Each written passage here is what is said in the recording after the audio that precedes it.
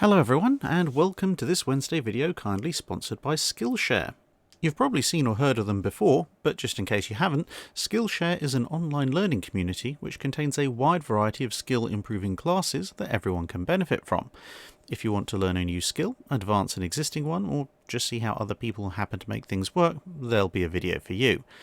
For fellow naval enthusiasts, such as myself, there are topics like illustration, photography, film and video, and many others. So whether you want to draw ships, photograph ships, or make videos about ships, there are tips, tricks, and techniques to discover.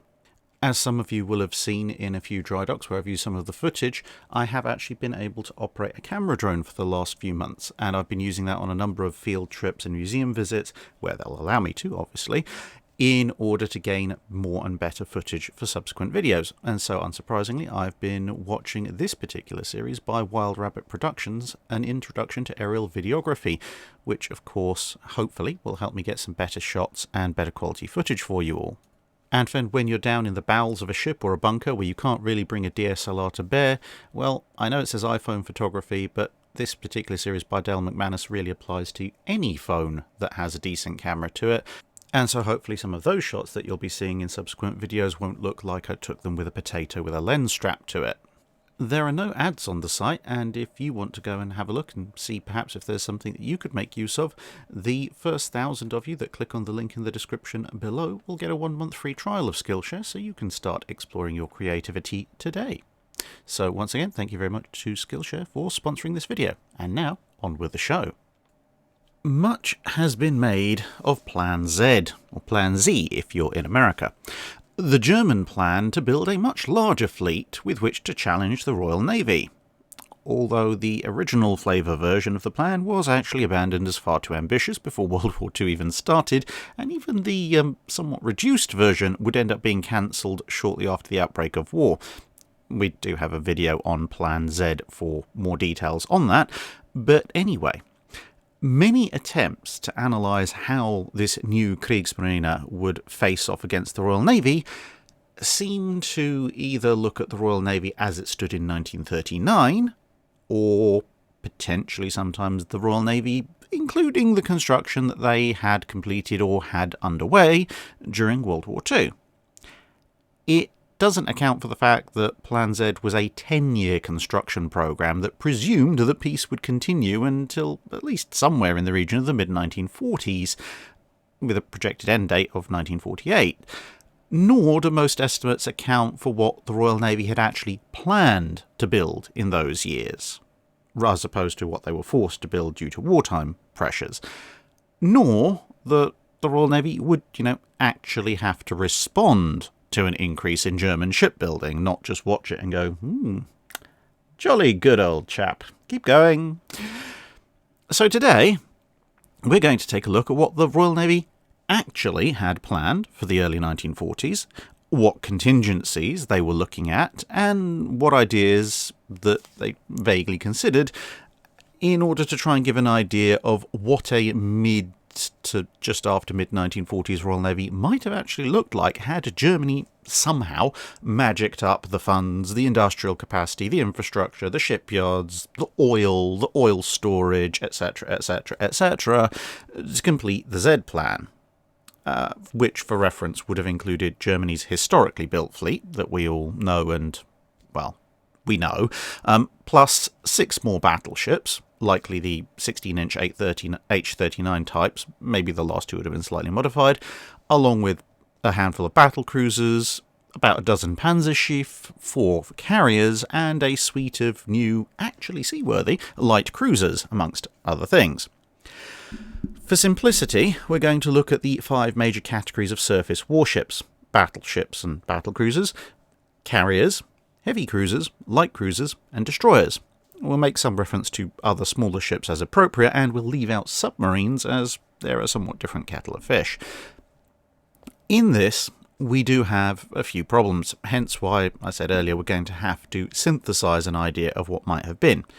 This is simply because the Royal Navy didn't have a direct Plan Z equivalent, a 10-year plan covering all classes of ships. Instead, programs for some of the larger ships were penciled in, granted, some years in advance, so that long lead items like guns, armour, and large-scale machinery could be ordered. But as you get further down the scale, it becomes more and more along the lines of, well, here's a class of ship that we've designed that fits our needs as best we can within scales of economy, etc. We need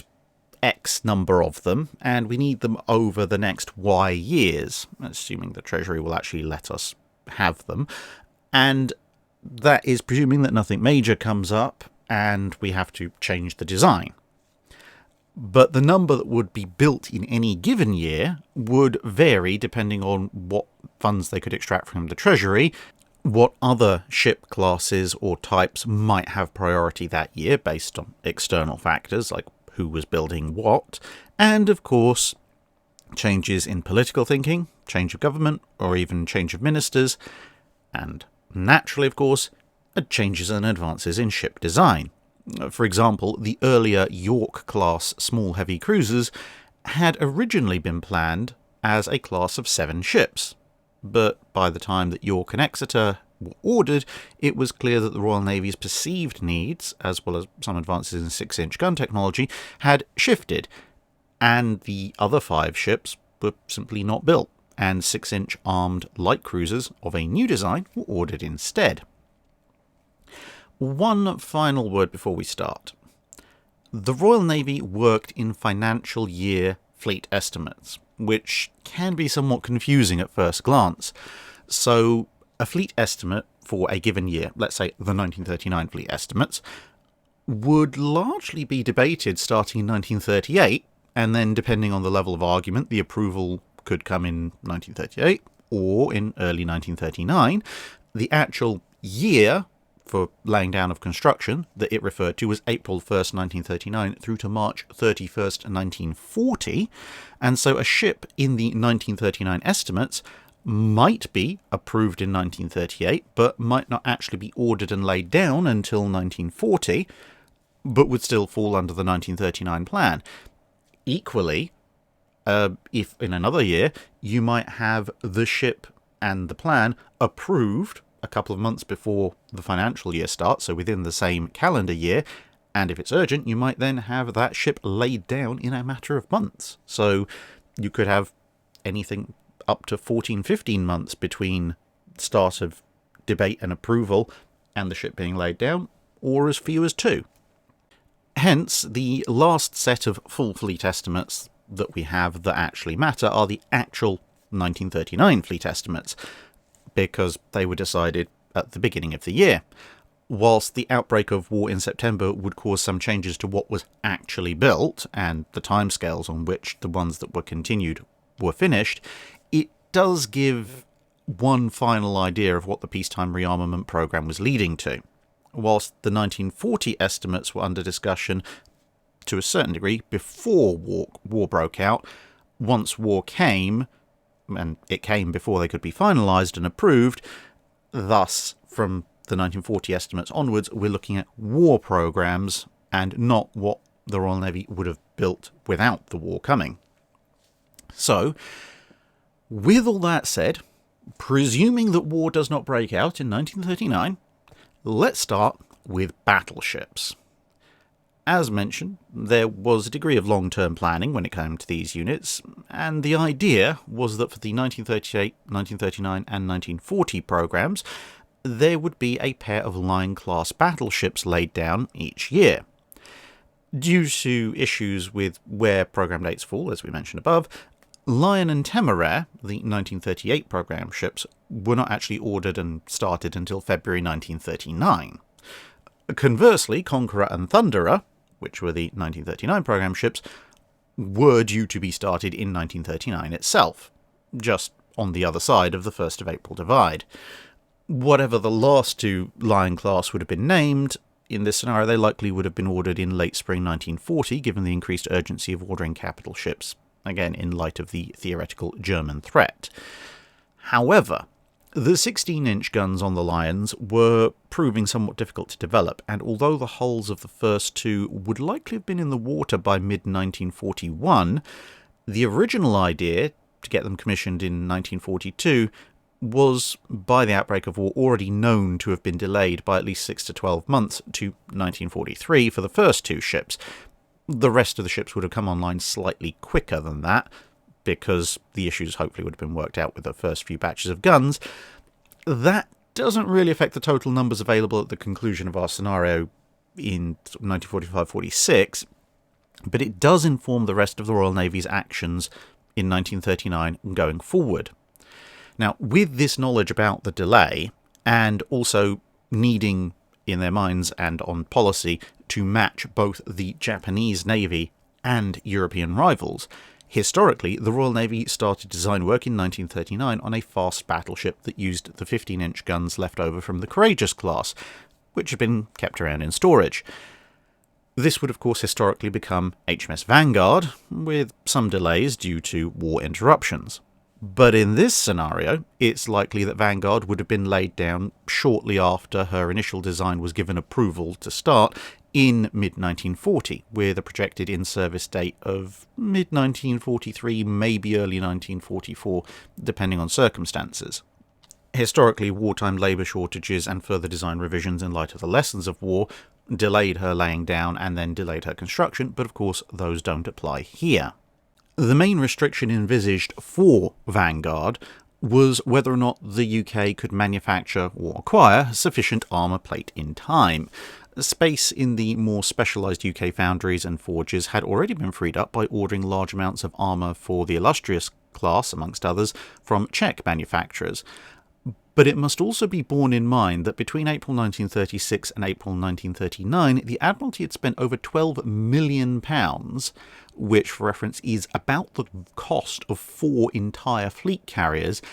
directly on the provision of new plant and machinery for contractors, Admiralty factories and the Royal Dockyards. So the shortages of the mid-1930s are unlikely to have been replicated in the early 1940s.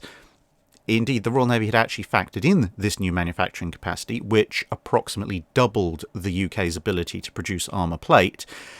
And in our original timeline, they were already advocating, around the time that war started, to increase the battleship programme to 3 ships per year in order to take advantage of the new production capability.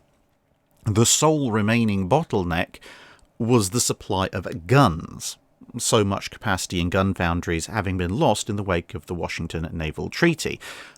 But of course, reusing guns you already had obviated that bottleneck as well. Thus, as a bare minimum, bearing in mind that you've got the Japanese Navy busily building away over there, plus this Z-Plan German threat, the next few years would almost certainly have seen more Vanguards ordered as the 3rd ship of each year's programme. But where would the additional guns have come from for the subsequent Vanguards? Originally, back in the mid-1930s, the King George V's had been planned to replace the R-class, and the Lions would then replace the Queen Elizabeths, and since there were going to be 6 of them, the last one would either replace Hood or one of the Renowns, whichever one was the most worn out. However, in the intervening time, this plan had in fact changed, as was announced to Parliament in March 1939, as follows. Today we have 15 capital ships, of which 3 only are of post-war construction. It was our original intention to build new ships to replace the old ones, but we have made a recent review of the situation and our decision is now influenced by 2 main considerations. In the first place, to retain old pre-war capital tonnage indefinitely is both uneconomical and unsound. On the other hand, to scrap capital tonnage that is capable of modernisation would be equally unwise. Ships of the Queen Elizabeth class are capable of considerable improvement, and much has been and is being done on them, not only in the way of modernisation, but in the way of reconstruction. The ships of the Royal Sovereign class, which were laid down in 1913 and 1914, do not lend themselves in the same way to modernisation. By 1943, all of them will be over age, and though they may give a good account of themselves now against existing ships, in the near future they would not compare favourably with the ships now building or projected. In these circumstances, it has been decided to replace 1 capital ship of the Royal Sovereign class in 1942 with the last ship of the 1937 programme. For viewers' reference, that's HMS Howe. That is when 5 new capital ships have joined the fleet. Again, footnote, i.e. the King George V's, are completed. And to replace one more ship of the Royal Sovereign class in 1943 with the last ship of the 1938 programme. Footnote again, that's HMS Temeraire, second of the Lion class. Our capital ship strength by the end of 1943 will be 21. Those ships, which we intend to keep in the battle line for a number of years, have been, or are being, reconstructed, and they will be much stronger and better protected. Their armament will have been modernised and their boilers and machinery renewed. I am glad to inform the House that the Valiant of the Queen Elizabeth class and the battlecruiser Renown will have been so modernised and will join the fleet this year. End Parliament. I wish. Without the pressures of war, HMS Howe would likely have joined the fleet in late 41, early 42, which would free up 4 additional turrets from whichever R-class was decommissioned. And thus, as the last King George V's and the first Lions begin to enter service, each year's Vanguard would likely have been supplied with their turrets and guns, modernised as per the historic Vanguard specifications. Of course, this leaves open the question of what to do when the last 2 Lions are laid down in 1940. What would the 1941 and 42, etc. fleet estimates call for? Some guidance may be found in the policy that the Royal Navy had historically in the late 1930s of wanting to have a 1-ship advantage over the Imperial Japanese Navy and a 3-ship advantage over the Kriegsmarine back home. They believe that the Imperial Japanese Navy was aiming for a fleet 16 strong, and of course Plan Z called for 10 battleships and a handful of battle cruisers, but their design is slightly odd, so ignoring those for the moment, that would mean that the Royal Navy would need at least 30 battleships by the mid-1940s, assuming that they kept to this standard, because you'd need 17 available for Far Eastern service, and then a further 13 at home to deal with the Germans. Building Vanguard in 1940, plus completing all 6 Lions and the King George V's, minus the 2 R-class, would leave them with 25 capital ships by the time the last line was completed. Ships that were built in 1941, 42 and 43 would be capable of entering service by or in 1946, which is kind of around about the end of the building program we're going to try and project, which would mean that since there was no Lion class planned for 41, 42 or 43, and indeed no battleship program as yet penciled in 1939, at 3 battleships a year, an additional 9 ships could be built. Now, obviously the 3 remaining R-class would almost certainly be decommissioned. In fact, they would have to be to free up the guns for some of the Vanguards. So that would leave the Royal Navy with 31 capital ships, which is about what they need according to their pre-war standard, and it means they have that 2 years ahead of the completion of the Z plan, which would allow for something like maybe a couple of additional Vanguards to be made from the remaining R-class 15-inch guns to cope with the Kriegsmarine's new battlecruisers if they felt that was necessary. Modernizations would of course take place separately, as they didn't require any new guns and comparatively little additional armour compared to building a brand new battleship, and you can see that with the modernizations of the Queen Elizabeth's and HMS Renown that had taken place concurrently with the King George V's build times. Thus, a 1946 Royal Navy capital ship fleet would consist of the 5 modernised Queen Elizabeths, 2 modernised Nelsons, the Renowns and Hood, also all modernised, alongside the 5 King George V's, 6 Lions, 4 Vanguards, and most likely 6 Lion-class successors. The big question in the room, of course, is what would that Lion-class successor look like? Simply put, it's impossible to say with any degree of certainty. The battleship designs prepared in the early 1940s historically were all iterations of the Lion class with ever-increasing displacement, but that's due to wartime pressures. Assuming that the Pacific War doesn't break out at the end of 1941 either, or if it does, it carries on at a level such that carrier losses don't mandate the massive reallocation of resources to Essex-class carriers that happened historically, You would have seen the US Navy building the Montanas, and sooner or later, somebody would have figured out what the Yamatos actually were, or at least made a fairly decent guess at it. At that point, in early 1940s, the Royal Navy would need to respond, and a 45,000-ton version of the Lion really isn't going to cut it against those two ships. Now, whether they continue the trend started by the Lions of just upscaling a basic design slightly and fitting bigger guns, such as, let's say, fitting 9 18-inch guns in the same 2 forward triples and 1 aft, or if they go the Montana route of making the ship longer to slot in a 4th triple 16-inch turret, or if someone tries to pull off an original flavour King George V on a massive scale with 3 quad 16-inch,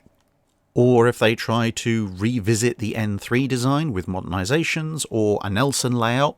except scaled up with 18-inch guns, it's really impossible to say. But they would have needed to do something of one of those sorts. The fact that such a vessel should in theory have a handy superiority over the H-39 type of battleship would of course be icing on the cake. As might be guessed from the previous fleet listing, all of the non-R-class battleships would have been modernised to keep fleet strength up. This would not be ideal, as the Treasury would hate having to spend the money to effectively double the size of the battle line, which means it would start to be approaching something like Grand Fleet levels in the space of a decade. But it's difficult to see what other choice they would have had to ensure operational security in both the Atlantic and the Pacific. Now, of course, if some kind of war does erupt with Japan in 1941 or 1942, without European hostilities, this might well curtail some of the modernisations immediately, because they'd be needed on the front lines, and presuming that a US-UK alliance crushed Japan somewhat faster than they did historically, because, no European distractions,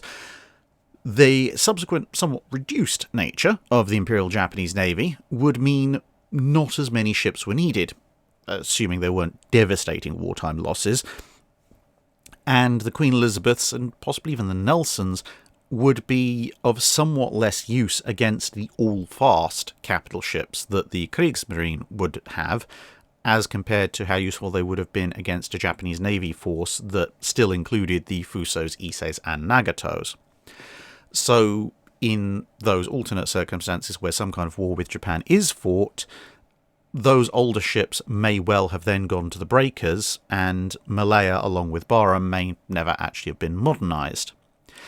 In the event of such war, the Lion-class successor program may have been curtailed somewhat, along with some of the vanguards,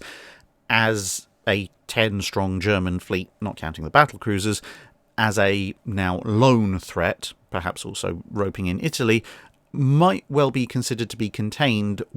by just using the modern ships. So the King George V's, the Lions, perhaps 2 Lion-class successors, and 3 vanguards, which in this case would probably be replacing Renown, Repulse, and Hood. That might therefore then be the retained force, which, amusingly enough, adds up to 16 capital ships, thus only 1 more than the fleet had beforehand. Of course, more vanguards or Lion-class successors might be built if 1 or more of the modern capital ships had been lost during a theoretical war with Japan. That brings us to carriers. Now, in this case, the path is actually somewhat clearer than it is with battleships. 2 Implacables were in the 1938 programme, but 1 was kicked down the road to the 1939 programme, which brings us to the end of the pre-war fleet programmes. Under wartime conditions, a 3rd Implacable was planned for 1941, but this ran afoul of enough changes that it became the Audacious class. Whilst the lessons of war would not in this case be available, equally the urgency of the need for carriers after the loss of Courageous and Glorious would also not be quite as present. Whilst it may seem odd to us on the other side of World War II that the Royal Navy wouldn't try and get as many carriers into service as quickly as possible, you also have to consider the balance, at least as they saw it at the time. Germany wanted to build 4 carriers over the following 10 years. Japan had 6 large fleet carriers and was building a few more, like Taiho, so In 1940, the threat was basically Japan's half dozen, plus a few smaller lesser carriers, and in the near term, perhaps the completion of Graf Zeppelin. To counter that, the Royal Navy already had Courageous, Glorious, Furious, Ark Royal, 4 Illustrious class, and 2 Implacables, either built or under construction, for a total of 10 large flight decks, not counting Unicorn, Argus, Eagle, or Hermes, the latter 3 of which could really use replacement. So it's likely that a broadly similar scenario would play out in 1941. The carrier for that year would be cancelled due to redesign work and to free up resources for the increased battleship programme, and the Audacious class would start instead in 1942, which just about allows the first wave to come into service in our 1945-46 target zone. This Audacious class would probably be the class of 4, laid down over 42 and early 43, likely relieving Hermes, Eagle, Argus, and Furious, which would leave the Royal Navy with 13 carrier hulls, with another class, probably something akin to the Maltas, starting in 1944, not quite getting into service by 1946, but probably with 2 hulls in service by the time of the Z-Plan's target completion date of 1948. Probably relieving Courageous and Glorious, which would retain overall hull numbers but significantly up the capability. An alternate possibility would be a slightly revised version of the 1942 Light Fleet Carrier program to boost overall numbers instead of building something akin to the Maltas, but to be honest, that would probably stress the large slipway capacity of shipyards a bit too far. Again, unless some kind of war with Japan was fought, which therefore might bring carriers to the forefront a bit more than they would have historically during peacetime, and which might then, with Germany as the remaining primary threat, make more smaller carriers seem like a better idea than a couple more larger ones in order to allow wider and more comprehensive coverage of trade lanes and convoys, since, of course, the Royal Navy's fleet carriers would have a massive superiority of numbers over Germany's fleet carrier program. Heavy cruisers, on the other hand, are an utter rat's nest of what might have been. Simply put, the Royal Navy hadn't built any cruisers with guns larger than 6-inch since the 2 York class of the late 1920s, but some simple things to start with that are pretty clear. The Hawkins class would likely have been disposed of, and the artisan upgrading of various counties would continue, and one can but hope be somewhat rationalised into something approaching coherency. York and Exeter would probably receive a similar workover. But now we get to the thorny issue. The Germans would have a couple more hippers on the way, and a raft of new Panzerschiff. Japan already had a formidable fleet of treaty-breaking heavy cruisers, plans for more and the conversion of the Megamis,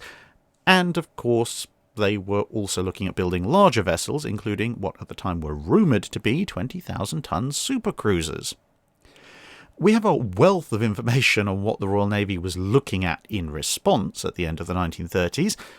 and this is, in part, the problem. There were a series of approximately 20,000-ton designs that were considered, with armament that ranged from 9 9.2-inch guns in triple turrets to 12 such guns in quad turrets, and bizarrely enough, the quad turret version was costed as being less than the triple turret version. So said the estimates anyway. There was also consideration of ships with 6 10-inch guns in twin turrets and 6 12-inch guns in twin turrets. These latter two basically because the guns fell outside the still technically enforced treaty restrictions on cruisers, although how long that would have lasted, probably not very long. At the lower end of the scale, a series of heavily protected 10,000-ton designs armed with 9 8-inch guns in triple turrets were also considered, including one that looked to be at least partially able to protect itself from Panzerschiff 11-inch gunfire by becoming a miniature Nelson with an all-forward battery to allow thicker armour across the magazines and machinery as compared to a conventional layout. Another design, which was effectively the County class, but now using technology a decade newer, was also considered.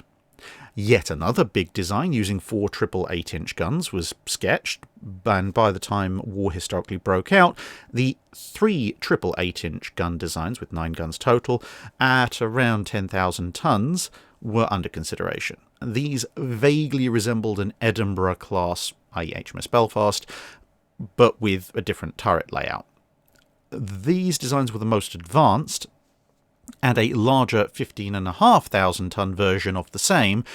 which you can effectively say was a British version of a Baltimore-class heavy cruiser, was developed early in the war, and indeed actually indicatively placed on order, although none of them ended up being laid down.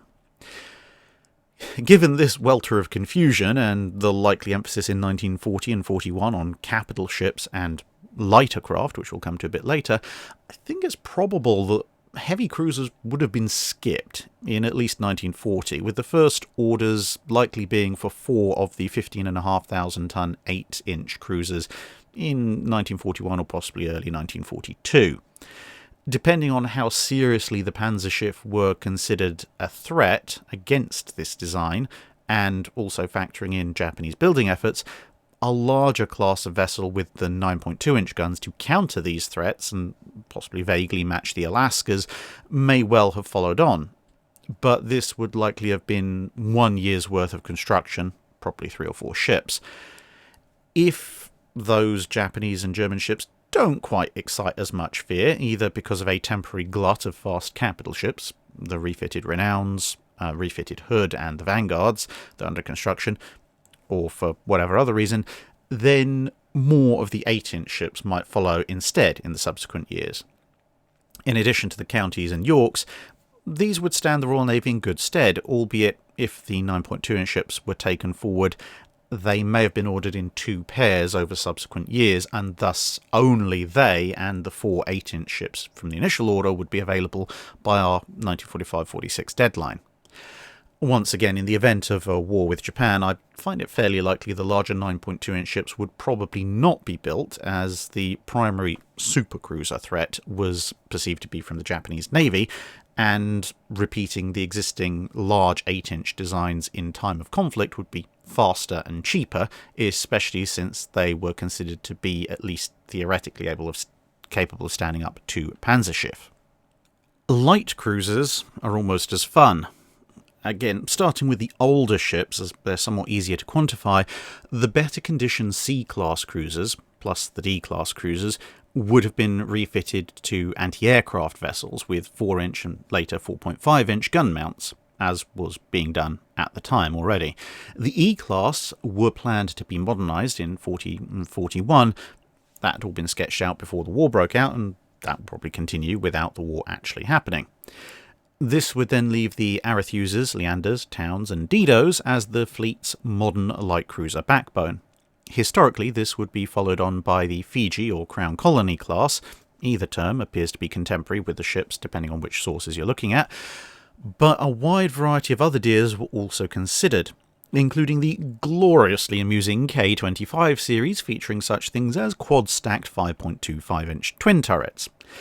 Sadly, with the conversion of many of the smaller, older vessels to anti-aircraft vessels, it's unlikely that this would have been further advanced. Indeed, the K-25 design series was actually dropped in favour of what would become the Fijis immediately pre-war. Based on pre-war and wartime plans, however, I think that the path probably would have been a few years of the cheap and cheerful Fijis, which were effectively slightly downscaled town class,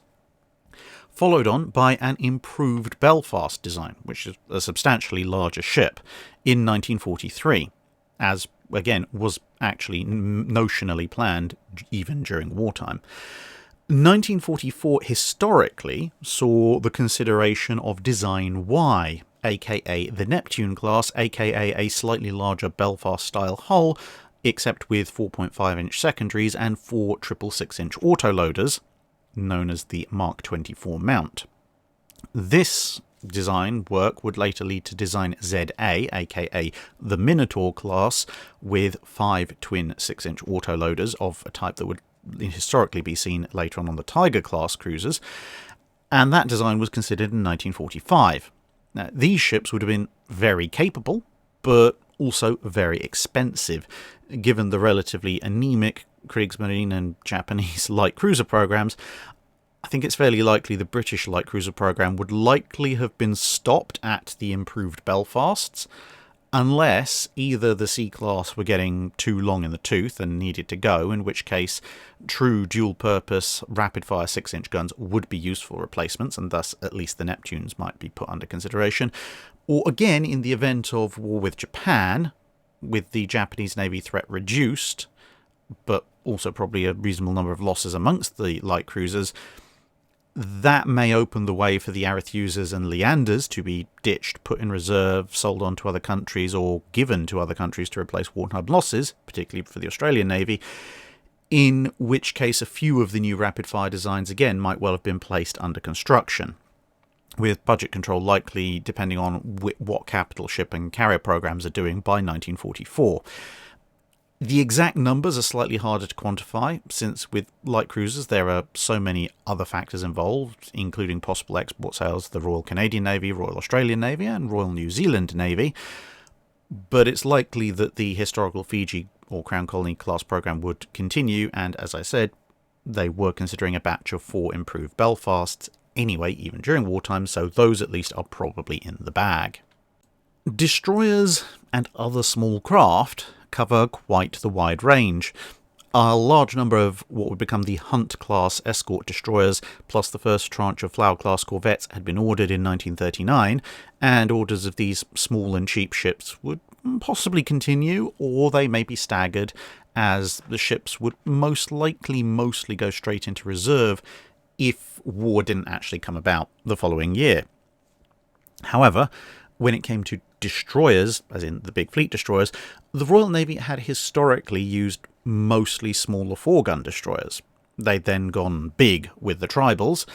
and the J, K, L, M and N classes that had followed had been somewhat different again, mounting only 6 guns in 3 twin mounts instead of 8 guns in 4, but gaining an additional set of torpedo tubes. Whilst the J, Ks and Ns were a couple of 100 tons lighter than the tribals, the Ls and Ms were actually slightly heavier than the big ships. In wartime, all of this had then been superseded by smaller, cheaper 4 single-gun designs, and the 1939 program only included the small escort ships, as the N-class had brought up the number of Royal Navy destroyer flotillas to 16, which was the target number they actually wanted at the time. So, as with a number of other programs, it's likely that the turn of the decade would not have seen any fleet destroyer construction, which allows resources to be diverted to the main crunch years of capital ship construction and modernisation. However,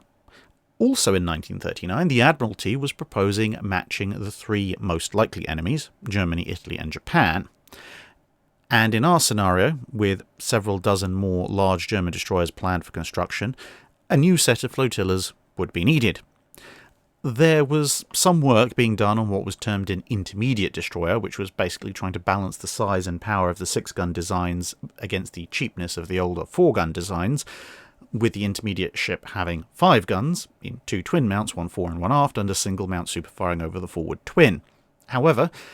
every time a near-to-close solution was arrived at with the intermediate design, it always tended to turn out that simply repeating the J-class, as they had done with the Ns, would cost about the same and give them a slightly more powerful ship. There had been some issues with the Ls and Ms, which had resulted in the repeat Ns, but that's another story. But even whilst the wartime emergency flotillas were historically being built, design work on the next fleet destroyer had actually started in 1940, even, as I said, though it was in the middle of the war. This would become known as the 1942 destroyer, and finally it would get to use the excellent 4.5-inch dual-purpose gun. This class is better known to us as the Battle class, which would then be followed immediately post-war by the Darings. Given the timings, the demands on resources, and the overall soundness of the Battle class design, it's thus relatively likely that the wartime emergency flotillas obviously wouldn't be built, but then after a couple of years of no destroyers, something like the Battle class would probably start construction in early 1942, likely ordered in large quantities as resources would become available as the older capital ships finished their modernizations. And of course, destroyers are much quicker to build and much quicker to enter service, so 42, 43 and 44 flotillas would be available in peacetime construction rates for 1946. A war with Japan alone in late 41, early 42 is unlikely to have sparked wartime emergency flotilla construction, because 16 destroyer flotillas just to deal with Japan would be something the Royal Navy would see as possibly even overkill, and any wartime losses would probably be made good by increasing the orders of not battle class when they are put under construction. So there you have it. Now, of course, all of that might seem somewhat fanciful given the sheer expense and commitment of it all, but then we're also imagining a world where Germany has presumably got dark wizards on their side and magicked up the requisite resources to construct the entire Z plan and managed not to go to war with anyone and not have its economy implode over the early to mid-1940s. The fleet that the Royal Navy, at least in this case, in theory, builds in response is actually far more reasonable than the Z plan, since the UK actually does have the money and the infrastructure to build it, and, without major land wars to fight, there are probably the men to crew the ships, and the primary bottlenecks, gun and armour production for the larger ships and fire control units for the smaller ships, are either resolved by the investment that had already historically been made in the late 1930s for armour for the larger ships, and the reuse of guns off of the R class in the latter case, and in the smaller ships case, they can simply purchase fire control units from overseas, such as the US, which historically they did. Or, as they also did, potentially launch ships completed without their fire control units, and then have the fire control units fitted a few months later once production catches up. Without the mass production of wartime emergency flotillas and other smaller vessels, you've also got the fact that those ships, because they no longer exist, don't need fire control systems, and therefore those systems would be available for subsequent installation on the destroyers and the secondary batteries of larger vessels. Thus, bearing in mind its global commitment, so these ships wouldn't all be concentrated in one fleet, the Royal Navy fleet of 1946, as Germany is beginning to lay down the last of its Z-plan ships,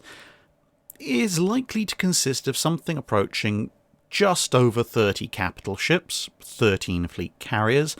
at least 21 and possibly as many as 25 heavy cruisers, about 60 modern light cruisers, not including anti-aircraft conversions of older ships, and at least 22 flotillas of destroyers, and again, not counting allied navies such as the Royal Australian, Royal New Zealand and Royal Canadian navies. Of course, within that fleet arrangement are a number of possible variations, as discussed earlier, especially if there is some kind of conflict with Japan, but hopefully it does give you some idea of why the Z plan was never actually a true threat to the Royal Navy on the timescale that it was conceived of as covering, even if Germany had actually had the ability to build it. That's it for this video. Thanks for watching. If you have a comment or suggestion for a ship to review, let us know in the comments below. Don't forget to comment on the pinned post for dry dock questions.